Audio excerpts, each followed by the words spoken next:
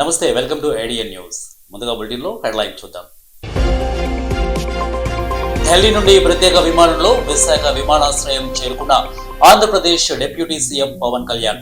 జనసేన నాయకులు, కార్యకర్తలు ఘన స్వాగతం. ఘనంగా అంతర్వేది లక్ష్మీ నరసింహస్వామి కళ్యాణ మహోత్సవం. వేద మంత్రోచ్చరణల మధ్య శ్రీ లక్ష్మీ నరసింహస్వామి వారి ఉభయ దేవేరులైన భూదేవి శ్రీదేవి కళ్యాణ మహోత్సవం. గంజాయి మత్తులో రౌడీ షీటర్ హల్చల్. Guntakal TDP MLA Jayaram sticker ఉన్న వాహనంతో వీరంగం.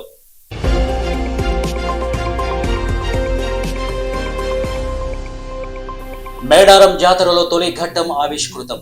కన్నెపల్లి గ్రామం నుంచి గద్దెకు బయలుదేరిన సారలమ్మ.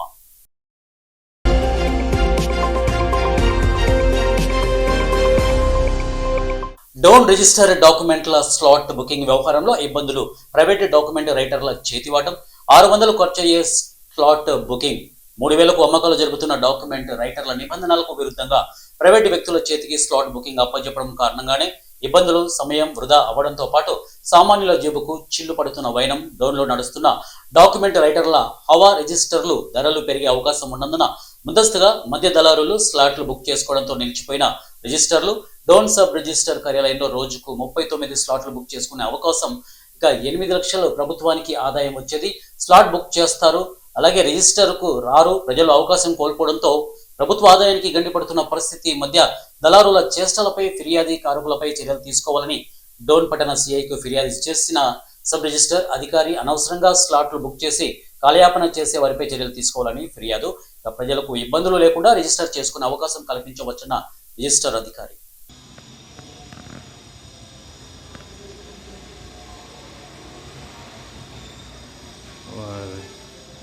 లైట్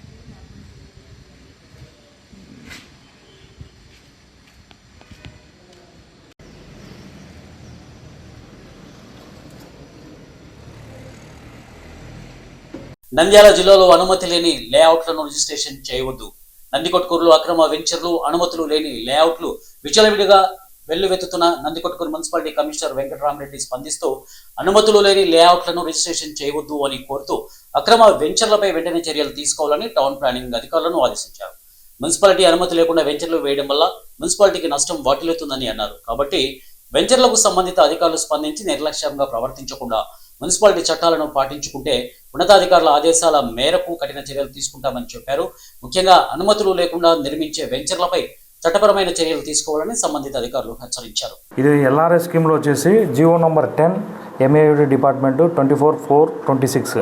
దీని ప్రకారం వచ్చేసి మనకు 30/6/2025కు ముందు ఏదైనా అనాథరైజ్డ్ లేఅవుట్లలో ఒక్క ప్లాట్ అయినా రిజిస్టర్ అయిన వాళ్ళు ఎల్ఆర్ఎస్ కింద అప్లై చేసుకుని అది ఐపీఎల్పి కింద ఫస్ట్ లేఅవుట్ అప్రూవల్, తర్వాత ప్రతి ప్లాట్ ఎల్ఆర్ఎస్ కింద అప్రూవ్ చేసుకోవడానికి అవకాశం ఉంది.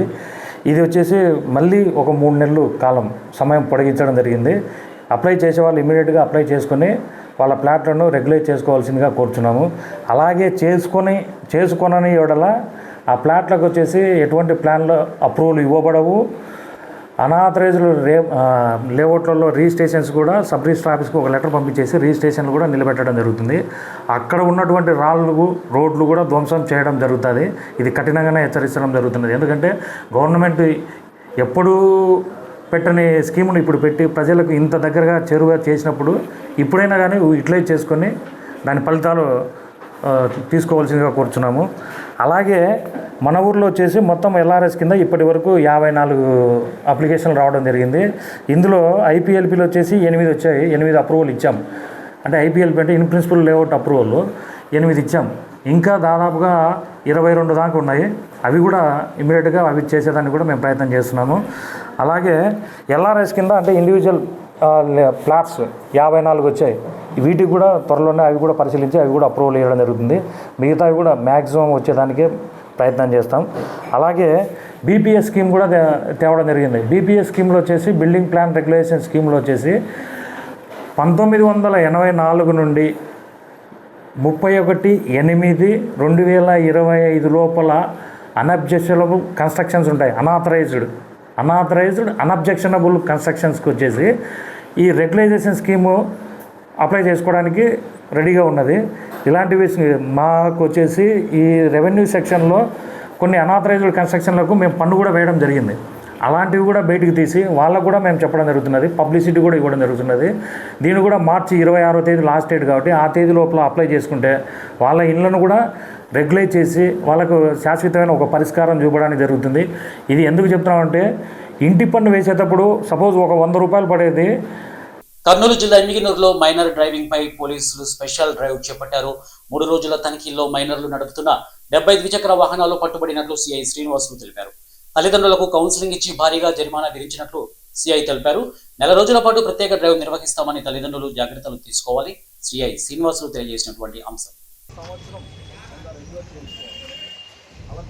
మనం చూస్తున్నాం గత కొన్ని రోజులుగా ఎన్నో యాక్సిడెంట్స్ జరుగుతున్నాయి. దీనిలో ముఖ్య భాగంగా ఏంటంటే ఎమ్మిగనూరు టౌన్ పోలీస్ స్టేషన్ వాళ్ళు మా డీఎస్పీ గారి యొక్క ఉత్తర్వుల మేరకు ఎస్పీ గారి ఆధ్వర్యంలో స్పెషల్ డ్రైవ్ కండక్ట్ చేస్తున్నాం ఈ మైనర్ డ్రైవింగ్ మీద.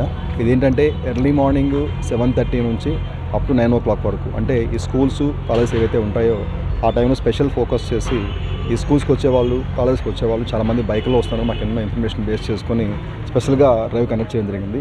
దానిలో భాగంగా 3 days నుంచి మేము ఆల్మోస్ట్ ఒక 70 బైక్స్ని సీజ్ చేయడం జరిగింది.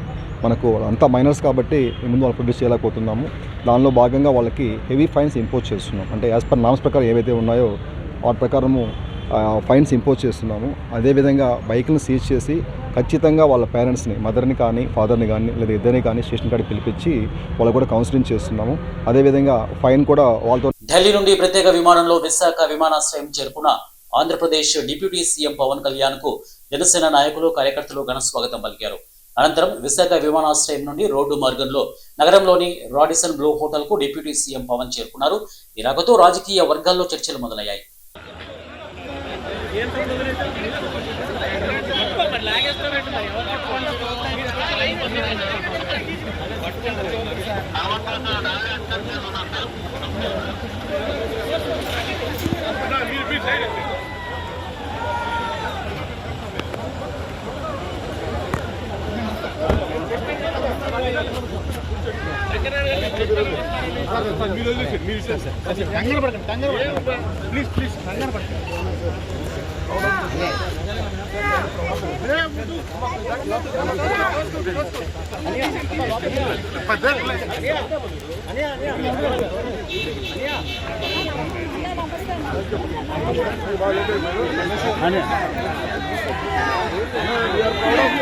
అంతర్వేది లక్ష్మీ నరసింహస్వామికి వైభవంగా గజమాల ఊరేగింపు.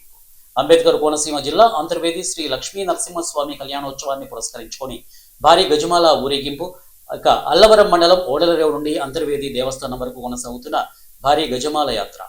దేవాలయం వ్యవస్థాపకులు గోపనాథి కృష్ణమ్మ గారి వారసులు, అగ్నికుల క్షత్రియ సామాజిక వర్గ నాయకుల ఆధ్వర్యంలో ఈ కార్యక్రమం జరిగింది. గత 15 సంవత్సరాలుగా నిరంతరాయంగా సాగుతున్న ఈ యాత్ర ఈ ఏడాది 16వ వసంతంలోకి అడుగుపెట్టిన గజమాల యాత్ర. ఎటువంటి అవాంఛనీయ సంఘటనలు చోటు చేసుకోకుండా పోలీసుల సహకారంతో భక్తులు క్రమశిక్షణతో సాగుతున్నటువంటి యాత్రకు సంబంధించినటువంటి విశేష అంశాలు ఇవి. గజమాలను స్వామివారికి సమర్పించి కళ్యాణాన్ని వీక్షించేందుకు 2 రాష్ట్రాల నుండి తరలి వస్తున్న భక్తులు. మీడియా మిత్రులందరికీ నమస్కారాలు తెలియజేసుకుంటూ, దక్షిణ కాశీగా పేరు పొందిన శ్రీ లక్ష్మీనరసింహస్వామి దేవస్థానం కళ్యాణాన్ని పురస్కరించుకొని ఎవరైతే భక్తశకమని గౌరవనీయులు మన కృష్ణమ్మ గారు, కోపనాథ కృష్ణమ్మ గారు ఉన్నారో వారికి గజమాల యాత్రగా వారసులు కానీ, అలాగే గజమాల యాత్ర నాగరాజు గారు కానీ, పెద్దలు నాగేడి నాగేశ్వరరావు కానీ మనం ఉన్న పెద్దల ఈ కార్యక్రమాన్ని చాలా శాంతియుతంగా జరపాలన్న ఉద్దేశంతో పెద్దలందరూ బాధ్యత తీసుకుండి ఈ కార్యక్రమాన్ని చాలా ప్రతిష్టాత్మకంగా తీసుకుని చేస్తున్నందుకు అగ్నికుల క్షత్రియ సోదరులందరి తరపున కమిటీ వారి కృతజ్ఞతలు తెలియజేసుకుంటూ, ముఖ్యంగా ఈ గజమం భవిష్యత్తులో మన శాశ్వత చైర్మన్ ఆ కుటుంబానికి ఇవ్వాలని ఒక ఉద్దేశంతో చేపట్టారు. అది ఖచ్చితంగా మేమందరం కూడా పెద్దలందరూ రేపు భవిష్యత్తులో శ్రీ గౌరవనీయులు నారా చంద్రబాబు నాయుడు గారి పవన్ కళ్యాణ్ దృష్టికి తీసుకెళ్లి ఈ విషయాన్ని 100% ఏదైతే మా అగ్నికుల క్షత్రియ సామాజిక వర్గం ఉందో ఈ సామాజిక వర్గాన్ని చైర్మన్ అయ్యే విధంగా కూడా మేమందరం కృషి చేస్తామని మీ అందరి పెద్దల పూర్వకంగా నేను తెలియజేసుకుంటూ మీ అందరి ముందు సెలవు తీసుకుంటాం. గంజాయి మత్తులో రౌడీ షీటర్ హల్చల్. గంజాయి మత్తులో ఉన్న రౌడీ షీటర్ హల్చల్ చేశాడు. Guntakal TDP MLA Jayaram sticker ఉన్న వాహనంతో వీరంగం సృష్టించారు. యాడికి మండలం కేంద్రంలో రౌడీ షీటర్ అజయ్ గంజాయి మత్తులో వీరంగం సృష్టించాడు.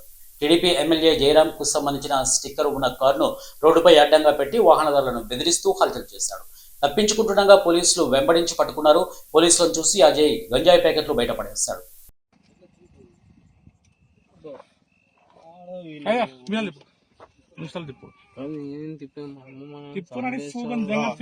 బాబు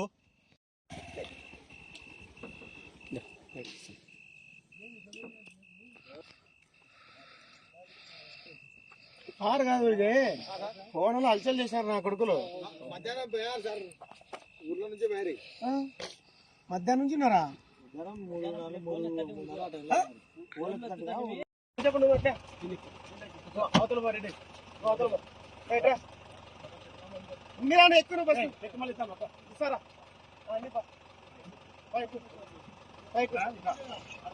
నువ్వు కూర్చోనా రామ్లన్నా, కూర్చో. నీకు పంపిస్తాము ఎవరికి వాళ్ళకే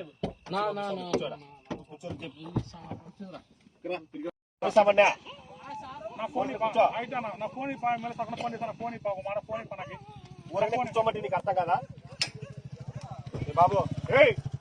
ఏమి వాళ్ళ పంపిస్తామంటే ఏమి బాబు? ఫోన్ ఈయన పక్కన పెట్టు, పంపిస్తారా? పంపిస్తామంటే గినాలను ఆయన మాటలు కాదు నేను చెప్పేది. సార్ వస్తాడు, సార్ రాని శ్రీనివాస్ సార్ మాకు తెలుసు సార్, ప్లీజ్ అర్థం చేసుకోండి సార్. సారు వేరే సార్ వస్తాను.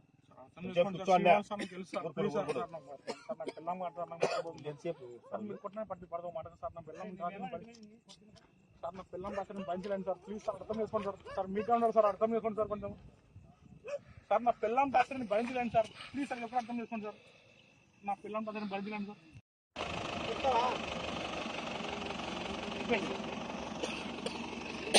రమేష్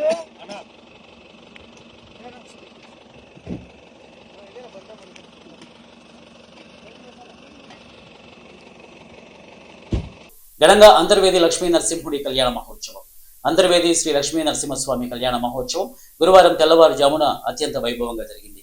వేదమంత్రోచ్చరణల మధ్య శ్రీ లక్ష్మీ నరసింహస్వామి వారి ఉభయ దేవేరులైన భూదేవి శ్రీదేవిని కళ్యాణమాడారు. సరిగ్గా 1 గంట 56 నిమిషాలకు తెల్లవారితే గురువారం రోహిణి నక్షత్రయుక్త వృశ్చిక లగ్న పుష్కరాంశం నందు జరిగిన ఈ పరిణయ వేదికను వేలాది మంది భక్తులు తిలకించారు. వైష్ణవ సాంప్రదాయం ప్రకారం వేద పండితులు అర్చక స్వాములు కళ్యాణం తంతు నిర్వహించారు.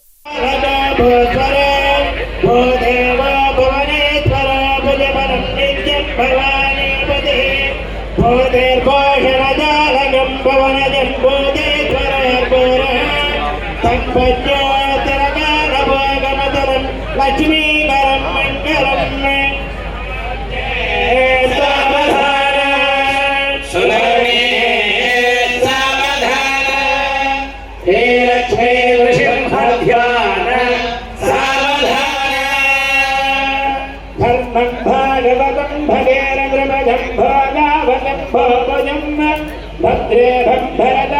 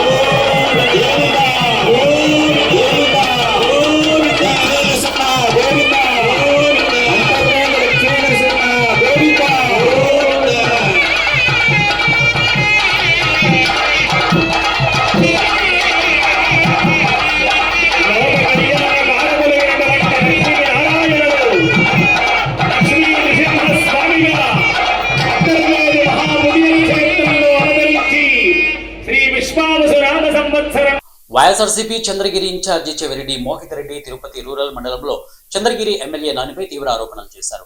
గత 1.5 సంవత్సరంలో ఎమ్మెల్యే నాని 300 కోట్ల రూపాయల అవినీతికి పాల్పడ్డారని, ప్రతి పంచాయతీలో భూములు కబ్జా చేస్తున్నారని, ఇసుక గ్రావెల్ అక్రమ రవాణాలో వాటా ఉందని ఆరోపించారు. రాష్ట్రంలో 175 మంది ఎమ్మెల్యేలతో చంద్రగిరి ఎమ్మెల్యే అంత అవినీతిపరుడు ఎవరూ లేరని, ఆయనను ఎమ్మెల్యేగా చెప్పుకోవడానికి సిగ్గుపడుతున్నామని వారన్నారు. అవినీతి డబ్బు రాకపోతే నిద్ర పట్టడం లేదని, కాణిపాకంలో ప్రమాణం చేస్తారని ప్రశ్నించారు. ఇకపై ఎమ్మెల్యే భూములు కబ్జా చేస్తే అక్కడే ఆందోళనలు చేస్తామని హెచ్చరించారు. ముందే నాకు వీడియోలో చూడడం జరిగింది. నిజంగానే ప్రజలు మీరే మాటలు మాట్లాడుకుంటా ఉంటే నవ్వుతున్నారని చెప్పి ఇక్కడ మీ ద్వారా తెలియజేస్తున్నాను. ఎందుకంటే అవినీతి కుటుంబం, అవినీతి తిమింగలం ఏ విధంగా ఉంటుందో మన రాష్ట్రంలోనే 175 మంది ఎమ్మెల్యేలు ఉంటే ఏ ఎమ్మెల్యే చేయని విధంగా ఈరోజు చంద్రగిరిలో పులివర్తి నాని గారు అవినీతి చేస్తున్నారు. ఇక్కడ ఎన్నో ఉదాహరణలు, మేము ఎన్నోసార్లు పోరాడి ఎన్నోసార్లు బయట పెట్టాలని చూసినా కూడా అక్రమంగా తిరిగి మా వాళ్ళ మీద కేసులు పెట్టడం, మాట్లాడే పాత్రికేయ మిత్రుల మీద కేసులు పెట్టడం, ఇలాంటి దుర్మార్గ చర్యలు చేస్తున్నారు. కొన్ని ఎగ్జాంపుల్లు మీ దృష్టికి నేను తేవాలనుకుంటున్నాను. ఈరోజు గాంధీపురంలో సర్వే నెంబర్ 13లో ఎన్ని ప్లాట్లు మీరు అమ్ముకొని మీరు మీ కార్యకర్తలు తిన్నారంటే నా దగ్గర ఒక్కొక్క ప్లాట్ ఆధారం కూడా ఇక్కడ ఉందని మీ ద్వారా తెలియజేస్తున్నా. మల్లంగుంటలో 20 ఎకరాలు ఎస్సీలు భూమి ఉంటే దాన్ని ఏ విధంగా కొట్టేయాలని చెప్పి ఒక జీవో తెప్పించి దాంట్లో 1 ఎకరా మీ పార్టీ ఆఫీస్ పెట్టి మిగతా అంతా ఏ విధంగా వెనకాల కొట్టేయాలని చెప్పి ఒక ఆలోచనతో, దుర్మార్గమైన ఆలోచనతో మల్లంగుంటలో చేస్తున్నారు. అదేవిధంగా అవిలాల్లో మఠం భూములు ఆక్రమిస్తున్నారు. ఓటేరులో మొన్నే మీ సతీమణి గారు పులివర్తి సుధా గారు వెళ్ళేసి ఆ లోకేష్ చౌదరి అని ఎవరో ఉంటే అతని ఇంటికి ఒక కాలువ పొరంబోకుని ఒక ఇంటికి పోయేసి అడికి వెళ్ళేసి మీరు ఓపెన్ చేయడం జరిగింది. అదేవిధంగా అక్కడే దాని పక్కన ఆ ఓటేరు చెరువు కూడా మొన్న కబ్జా చేస్తే సిపిఐ వాళ్ళు, ఆల్ పార్టీ వాళ్ళు ధర్నా చేస్తే ఇప్పుడు ఆగింది. అది కూడా ఏ విధంగా కొట్టేయాలని చెప్పి ఒక దుర్మార్గం ఆలోచన చేస్తున్నారు. అదేవిధంగా తిరుచానూరులో ఇనాం భూములు లెక్కలేని విధంగా ఎన్ని ప్లాట్లు మీరు తీసుకున్నారంటే మా దగ్గర వచ్చి కంప్లైంట్ చేసేవాళ్ళు ఇన్ని అంతమంది కాదు. అదేవిధంగా మంగళం శెట్టిపల్లిలో మీరు ఆ Srirama engineering college back side భూమిని కొట్టేస్తున్నారు. అంటే నేను ఒకసారి మీకు గుర్తు చేస్తున్నా, మా తుమ్మలగుంట దాటినప్పటి నుంచి గాంధీపురం కావచ్చు, ఓటేరు కావచ్చు, అవిలాలు కావచ్చు, తిరుచానూరు కావచ్చు, పద్మావతిపురం కావచ్చు, ఇట్లా ఏ పంచాయతీ మొదలకుండా రోడ్డు పక్కన ఉండే భూములన్నీ కూడా ఎప్పుడు ఏ విధంగా కొట్టేయాలని చెప్పి ఒక దుర్మార్గమైన ఆలోచనతో ఈ విధంగా చేస్తున్నారు. ఇప్పుడు మీరు మేము నిజాయితీ పరులం, మేము ఇవి చేస్తాం అవి చేస్తున్నామంటే ప్రజలు నిజంగా నవ్వుకుంటున్నారు. దయచేసి మీరు చేసే ఇలాంటి పనులు చూసి ఇంకొకసారి ఇలాంటి ఎమ్మెల్యేలు కూడా ఉంటారా అని చెప్పి నిజంగానే మాకు కూడా సిగ్గుగా ఉంది. చంద్రగిరి ప్రజలుగా ఒక పౌరుడిగా నేను కూడా సిగ్గుపడుతున్నాను మీరు ఎమ్మెల్యేగా ఉన్నాం. నేను మొదటిసారి మీరు ఎమ్మెల్యే అయినప్పుడు నేను కూడా శుభాకాంక్షలు తెలియజేశాను, బాగా పరిపాలించాలని నేను కూడా అనుకున్నాను. ఎందుకంటే ఒక్కొక్కసారి ఒక్కొక్కరికి అవకాశం వస్తుంది. ఈసారి మీకు అవకాశం వచ్చింది, ప్రజలు భగవంతుడు మీకు అవకాశం ఇచ్చాడు, 10 మందికి మంచి చేస్తారు అనుకున్నాం. కానీ ఇంత దుర్మార్గంగా ఎప్పుడు చూసినా ఒక ఆర్థికంగా ఏ విధంగా భూములు కొట్టేయడము, ఏ విధంగా ఆర్సీపురంలో గ్రావలు ఇసుక కొట్టేయడము, ఏ విధంగా చంద్రగిరిలో ఇక్కడ భూములు కొట్టేయడం, ఇట్లా లెక్కేసుకుంటే ప్రతి ఒక్క చోట మీరు ఏ విధంగా ఆర్థికంగా మీరు ఈరోజు 100 కోట్లకి ఏ విధంగా పడగలు ఎత్తారో ప్రజలందరికీ తెలుస్తూ ఉంది. మీరే చెప్పారు ఎలక్షన్ తర్వాత మా ఇంట్లో నేను బంగారంగా అమ్మిపెట్టాను ఇవి అని చెప్పారు. ఈరోజు మీ ఆస్తి ఎంత ఉందో మమ్మల్ని చెప్పమంటే మా దగ్గర ఆధారాలతో సహా ఉంది. కనీసం అంటే 300 కోట్లు మీరు 1 సంవత్సరం సంపాదించారు. నేను అబద్ధం చెప్పడం లేదు. ఈరోజు ప్రూఫ్లతో సహా ఏ సర్వే నెంబర్లో దానికి 50% రేడియస్ చెప్తాను. ఈరోజు మీరు అప్పటికి అమ్మినా కూడా మీకు 300 కోట్లు మీకు నికరంగా చేతికి క్యాష్ వస్తుంది. బేగంపేట ఎయిర్పోర్ట్ వద్ద ఆకాశంలో సూర్య కిరణ్ ఐఏఎఫ్ విమానాల విన్యాసాలు ఆకట్టుకున్నాయి. ఎయిర్ షోలో ఫైటర్ జెట్టు శిక్షణ విమానాలు అద్భుతమైన విన్యాసాలు చేస్తూ ప్రేక్షకులను మంత్రముగ్ధుల్ని చేశాయి.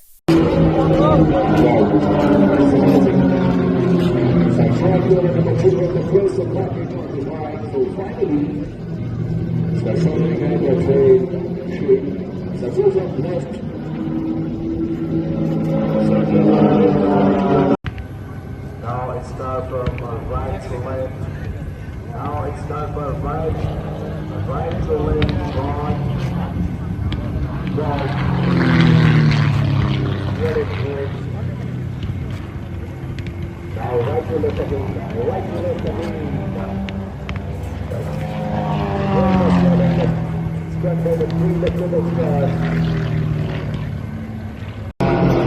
So let's offer Chris Photography. So first from the school, it was employment. as under $842 for 7 years. The 1979 he started from financial planning and the charitable wisdom mentor on the Hawk. So meet the global stars. So the global stars are playing the formation aerobatic display. So right here we go now, it's time for the third formation.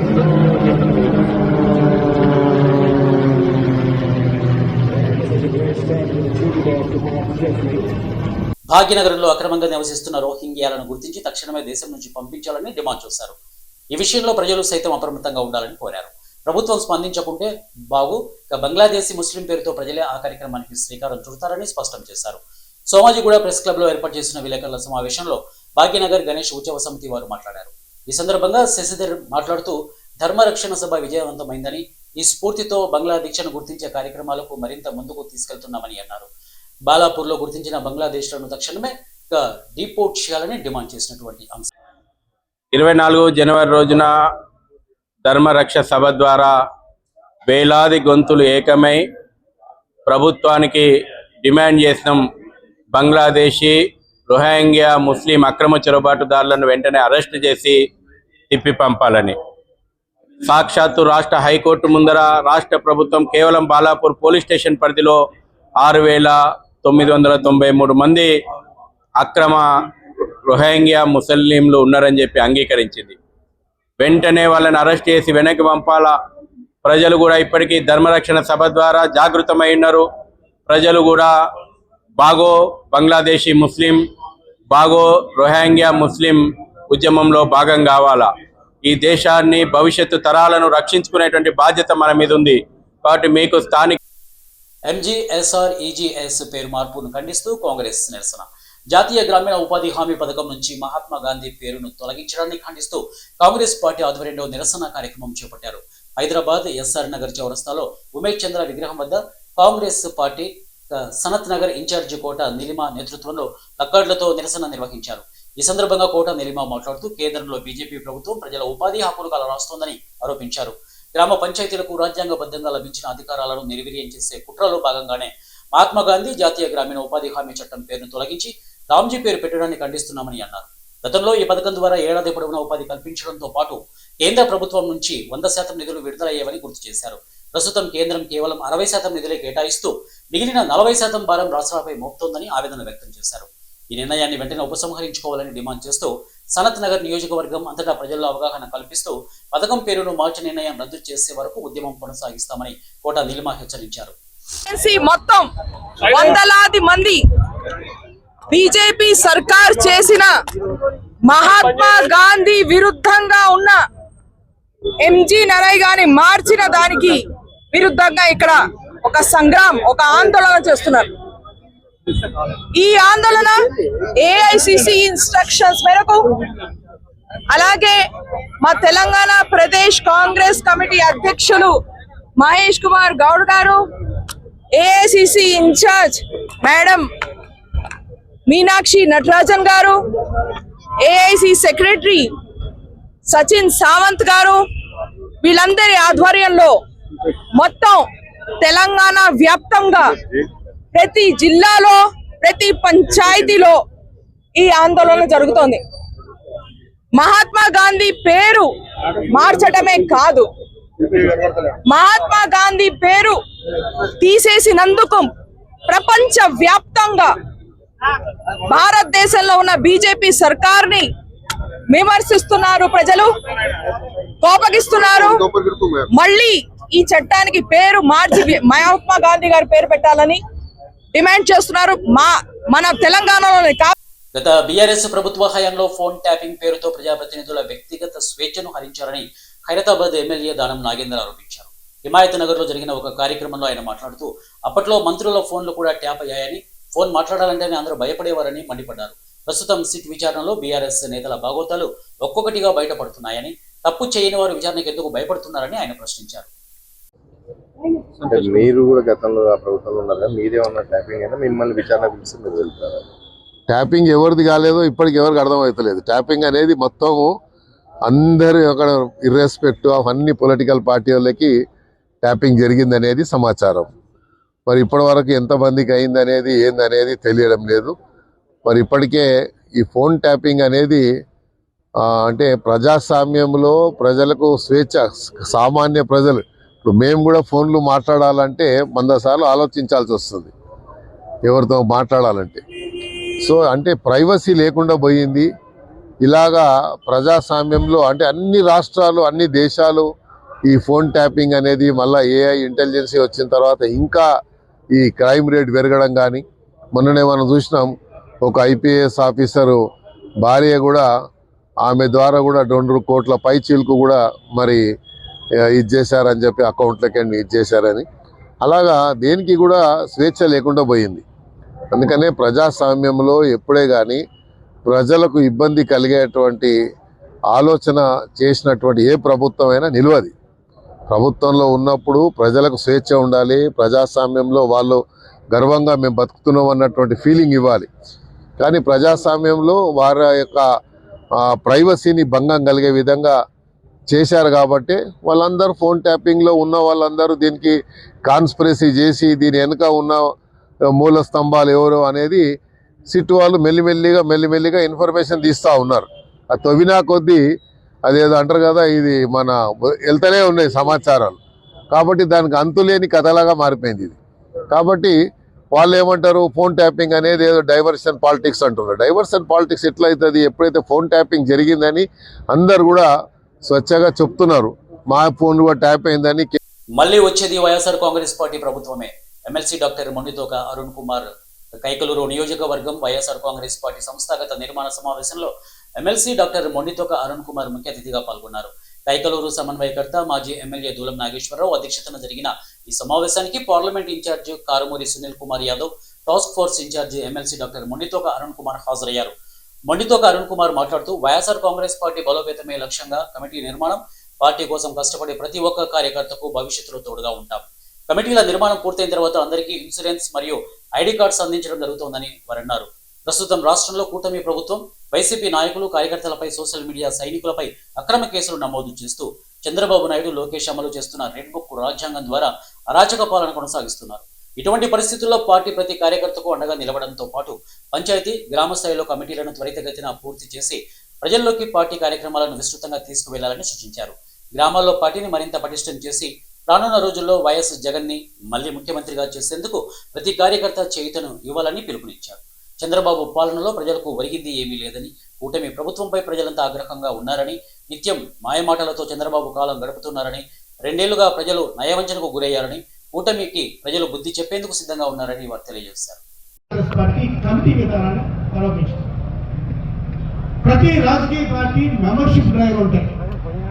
ఒక state committee ఉంటుంది, ఒక జిల్లా committee ఉంటుంది, మండల committee ఉంటుంది, membership drive ఉంటుంది. కానీ membership drive కన్నా ముందు మన పార్టీ క్యాడర్ ఎవరు, మన నాయకులు ఎవరు అనేది ఉండాలని ఒక తలంపుతో ఈ కార్యక్రమం చేపట్టారు. జనరల్గా ఎవరైనా సరే, ఏ కాన్స్టిట్యూన్సీలో అయినా సరే, సామాన్య కార్యకర్త నుంచి నాయకుల వరకు అడిగే మాట, జగన్ గారు మారారా సార్, పార్టీ బాగుంటుందా సార్, ఏమైనా మార్పులు తీసుకొస్తున్నారా, జగన్ గారు మారారా, పార్టీ మార్పులు వచ్చినాయా, ఎన్నింటికన్నా ముందు పార్టీ ఏ విధంగా ఒకప్పుడు లేని ప్రణాళిక ఇప్పుడు ఏ విధంగా ఉంది, ఏ విధంగా రాబోతుందనడానికి ఉదాహరణ ఈ కమిటీ. జనరల్గా అందరూ చెప్తారు, మీకు ఐడి కార్డు వస్తుంది, పార్టీ కమిటీలో పార్టీ మనం గుర్తిస్తున్నాం. పార్టీ ఉద్దేశం అది ఒకటే కాదు. ఎందుకు ఈ పార్టీకి అన్ని కమిటీలు,